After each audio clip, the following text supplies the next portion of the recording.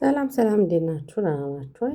ውድ ተመልካቾቼ ይኸውላችሁ እንግዲህ ቭሎግ ጀምረናል።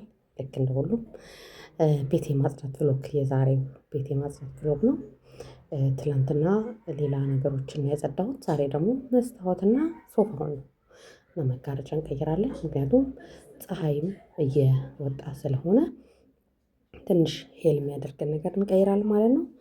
ያው ከስራ መልስ ደግሞ እንግዲህ እኛውን እረፍት ላይ ነን።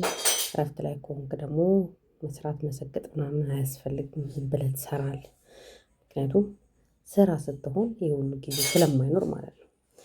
ይኸውላችሁ እግዚአብሔር ይስጣቸው ልጆቼ ስቲከር እና እንደዚህ ስክት እያደረግን በደረጃ በደረጃ እንዴት እንደሚታጠፍ ምናምን እያስተካከልን ዘርጋል ማለት ነው። መስታወት ተወልሏል።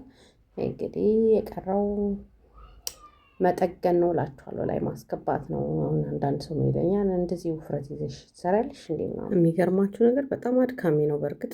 ምክንያቱም እዚህ ጋር እንደምታዩት እያንዳንዷን ክላይንሽ ማስገባት ቦታው አይመች ምናምን፣ ነገር ግን አስገብተነዋል እላችኋለሁ። እና እንዲህ ያደረግን ስራችንን እናጠናቀቅና ከዛ ወደ ሌላው ስራ እንገባለን ማለት ነው። ይመቻችሁ።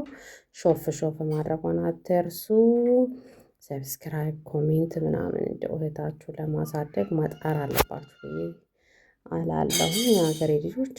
እና ትንሽ እንደዚህ ላይኳንም ኮሜንቷንም መስተካከል እንግዲህ የምንስተካከለው ነገር እንኳን የለም፣ ግን ማስተካከል የምንችለውን ነገር ግን እንድትነግሩን ደግሞ ቸርነት ጠይቃቸው እና እላችኋለሁ። እንግዲህ ሶፋውንም እንደዚህ ልጅ ቤት ግን እውነቴን ነው እላችኋለሁ ሶፋ አይገዛም።